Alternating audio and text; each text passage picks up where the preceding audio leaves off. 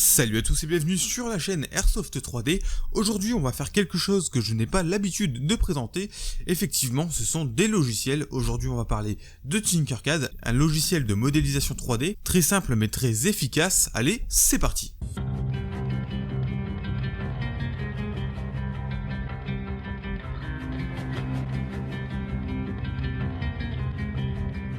Effectivement, aujourd'hui, on va parler un peu de Tinkercad, un logiciel que j'avais présenté au début de ma chaîne, mais j'aimerais refaire cette vidéo car ce logiciel est vraiment très efficace et j'entends peu de monde l'utiliser. Je vais partir comme ça sur une petite série de logiciels que je voudrais présenter. Et aujourd'hui, on se concentre sur les bases de Tinkercad. Alors, comment modéliser rapidement un objet et surtout comment modifier un STL qui existe déjà, quelque chose qui est assez compliqué dans d'autres logiciels plus performants. Pour accéder à Tinkercad, rien de plus simple, vous vous rendez directement sur Google puisque ce n'est pas un logiciel à télécharger, mais bien entre guillemets un logiciel web.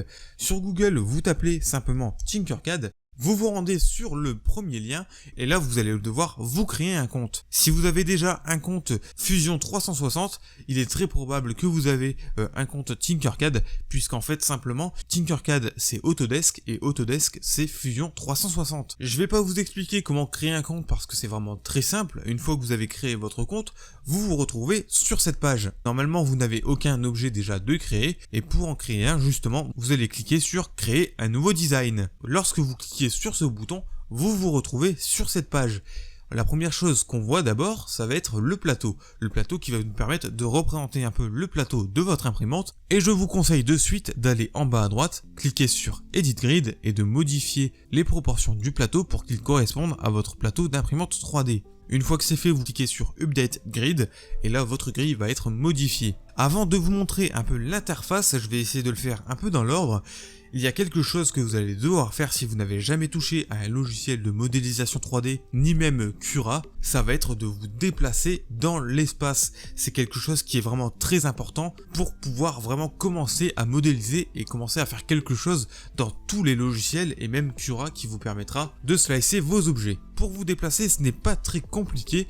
En cliquant sur la molette de la souris et en déplaçant votre souris, vous allez pouvoir vous déplacer verticalement. Et en cliquant sur le bouton de droite de votre souris, en maintenant le clic et en déplaçant votre souris, vous allez pouvoir déplacer votre vue dans une dimension 3D. Il n'y a pas grand chose à connaître, mais c'est une habitude à prendre. Une fois que vous savez faire ça, la suite sera beaucoup plus simple. Maintenant, comment créer concrètement un objet? Eh bien aujourd'hui, c'est ce qu'on va voir ensemble, comment créer rapidement un objet. Je ne vais pas m'attarder à créer un objet comme je l'avais fait dans ma première vidéo puisqu'en fait je ne trouve pas ça vraiment très intéressant. Je vais vous montrer un peu les outils globaux de ce logiciel et ce sera à vous de les appliquer concrètement pour votre utilisation. Dans un premier temps, vous allez avoir tout un tas d'objets déjà créés en 3D sur la droite de votre écran. Tous ces objets, vous pouvez les importer dans le plateau. Pour ce faire, vous cliquez par exemple sur le cube, qui sera un bon exemple pour montrer tous les outils utilisables. Vous maintenez le clic sur votre cube et vous l'emmenez sur votre plateau, puis vous relâchez et là vous avez votre cube de créer. N'oubliez pas de déplacer votre vue en 3D pour pouvoir voir votre cube sous toutes ses coutures. Effectivement, je vous reparle des déplacements de la vue car cela est vraiment très important. D'ailleurs, au niveau des déplacements de la vue, vous pouvez voir qu'en haut à gauche, vous avez un espèce de cube qui va représenter un peu la vue que vous avez sur votre plateau. Vous pouvez effectivement vous déplacer grâce à ce cube en cliquant par exemple sur Front, vous allez pouvoir avoir la face avant de l'objet et en cliquant sur toutes les autres faces de l'objet et même ses arêtes, vous pourrez déplacer votre vue. En revanche, ce mode de déplacement n'est pas très intéressant si vous ne vous occupez pas des boutons qui sont juste en dessous. Le premier bouton est le bouton Home qui va vous permettre de revenir à votre vue initiale. Ensuite, vous avez un espèce de carré, cela va vous permettre de vous fixer sur votre objet. Plus et moins permettre le zoom ainsi que le dézoom. Et en dessous, le bouton le plus important, je dirais, de Tinkercad au niveau de la vue, ça va être de pouvoir switcher entre la vue perspective et la vue orthographique. La vue perspective, qu'est-ce que c'est? C'est une vue justement en perspective qui va nous permettre de percevoir toutes les vues, toutes les faces en 3D de votre objet, du moins toutes celles qui sont visibles. En revanche, la vue perspective, lorsque vous cliquez dessus, vous avez une vue un peu étrange qui ferait presque un peu mal à la tête parce qu'on a vraiment une sensation un peu étrange de la vue de notre objet, mais en fait elle ne sert pas à voir notre objet en 3D mais plutôt les faces de notre objet en 2D.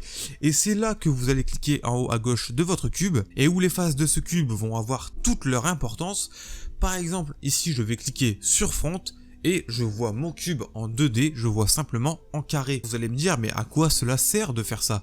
Eh bien cela sert vraiment beaucoup puisque dans les logiciels plus poussés, on travaille toujours en 2D avant de créer un objet en 3D. Et je vous invite vivement à prendre cette habitude de voir votre objet d'abord en 2D, puis ensuite en 3D. Une fois que vous arriverez à bien vous déplacer dans l'espace avec votre souris et à switcher entre les vues pour voir votre objet différemment, et bien là vous pourrez réellement commencer à modéliser quelque chose. Alors comme je vous l'ai dit, à droite vous avez toutes sortes d'objets que vous pouvez importer. Ici j'ai importé un cube et pour le modifier, pour augmenter ou baisser sa taille, vous avez ces petits carrés à chaque coin du cube et en haut, afin de permettre de le modifier au niveau de sa taille, mais je ne vous recommande pas de faire ainsi puisque ce n'est pas très précis. Je vous recommande plutôt de choisir en haut à droite l'outil ruler qui est l'outil règle, le glisser et le mettre sur le plateau, ainsi vous avez les dimensions précises de votre objet que vous pouvez directement modifier en cliquant sur ceci.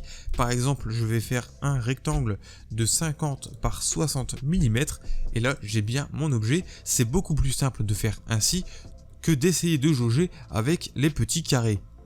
Une fois que vous avez modifié la dimension de votre objet comme vous le souhaitez, comme ici par exemple pour moi j'ai mis 70 par 50 par 30 pour par exemple me faire un petit tiroir, c'est vraiment un exemple vraiment au hasard, et bien vous allez pouvoir modifier votre objet. Comment le modifier? Tout simplement lorsque vous cliquez dessus, en haut à droite vous allez avoir une petite page qui apparaît. Pour les trois derniers, je ne vous conseille pas de les modifier puisque cela va modifier la taille de votre objet et ce n'est pas comme ça qu'on souhaite faire. En revanche, vous pouvez choisir de modifier Radius qui va par exemple ici adoucir les bords.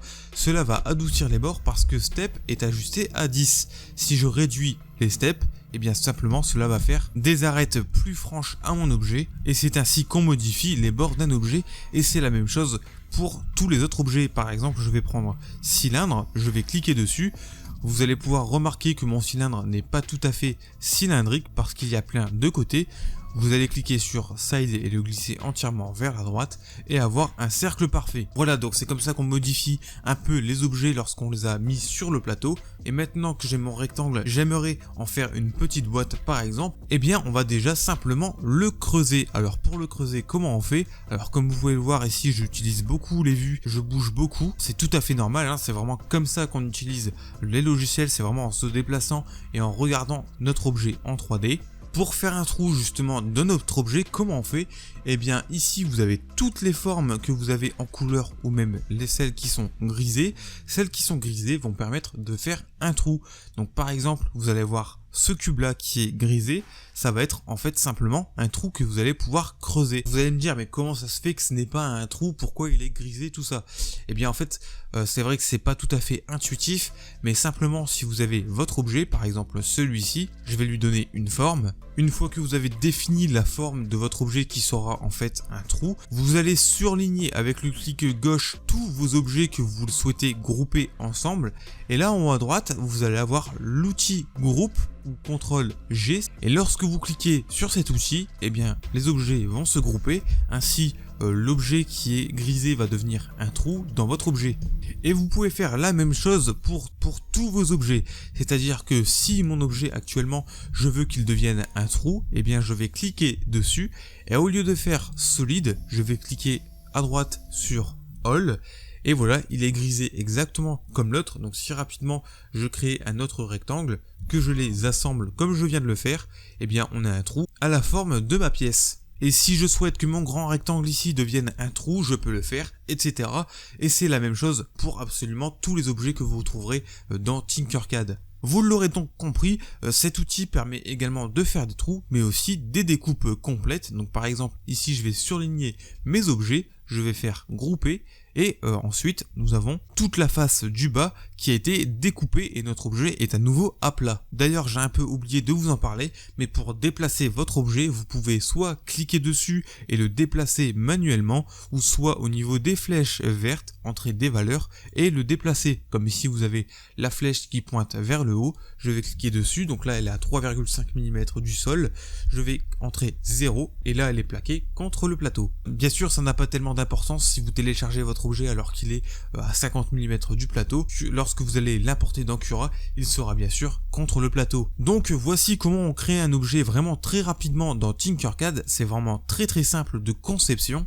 Vous pouvez bien sûr faire toutes les modifications que vous souhaitez à ce niveau-là. Vous pouvez par exemple ajouter du texte en cliquant sur l'outil texte, en entrant le texte que vous souhaitez. Par exemple, moi je vais mettre vis.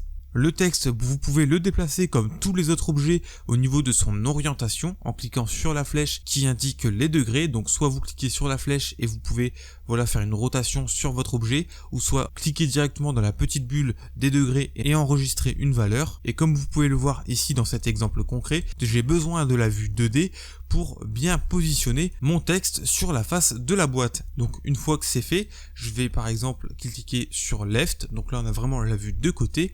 Mon texte, je voudrais par exemple le mettre en trou, donc je vais déplacer mon texte et le rentrer en profondeur dans mon objet, et là lorsque je vais grouper, on va avoir mon texte inscrit sur ma petite boîte. Voilà, je vais pas m'étendre plus sur le sujet de Tinkercad, puisqu'au niveau de la modélisation, on peut faire vraiment des objets qui sont vraiment très simples. Alors oui, vous pouvez faire des objets qui sont vraiment très compliqués, mais cela va prendre énormément de temps, et pour cela, je vous conseille de passer sur Fusion 360, mais je vous en reparlerai dans une prochaine vidéo. Effectivement, c'est un objet vraiment très simple qu'on peut réaliser dans Tinkercad, mais lorsque vous commencez l'impression 3D et plus précisément la modélisation 3D, que vous ne voulez pas vous prendre la tête à faire des objets compliqués, eh bien je trouve que Tinkercad est vraiment un outil excellent pour ça. De plus, il s'ouvre vraiment très facilement, on y a accès vraiment facilement via internet. Je pense que je vais m'arrêter là parce que la vidéo va être un peu longue si je commence à présenter d'autres outils, mais au moins maintenant vous avez déjà les bases pour commencer quelque chose. Dans la prochaine vidéo, vous apprendrez comment modifier un STL avec les autres outils de Tinkercad, comment l'enregistrer et l'importer dans votre logiciel de slicer. En tout cas, j'espère que cette vidéo vous aura plu. Si c'est le cas, n'hésitez pas à laisser un j'aime pour me faire savoir que cette vidéo vous a plu. N'hésitez pas à laisser un commentaire pour me dire ce que vous avez pensé de la vidéo. Vous auriez peut-être préféré que je présente un modèle que je vais imprimer et utiliser. Si c'est le cas, vraiment faites-le moi savoir, ça m'aidera pour la prochaine vidéo à savoir quoi faire, quoi vous présenter, comment vous le présenter. Si vous avez une demande particulière, n'hésitez pas, les commentaires sont vraiment faits pour ça. Et surtout, si vous aimez ma chaîne, si vous aimez mes vidéos, n'hésitez pas à vous abonner, c'est vraiment très important pour moi, pour me motiver à continuer la chaîne. On est presque 2000 abonnés et je vous assure que ça me fait vraiment plaisir. De plus, je remarque qu'il y a certaines personnes qui sont vraiment attentifs à mes vidéos. Et si vous avez des questions plus techniques ou que vous souhaitez me montrer vos réalisations, vous avez un mail dans la description. N'hésitez pas à me contacter via ce mail. Bref, moi je vous laisse, on se retrouve à une prochaine vidéo. Allez, salut!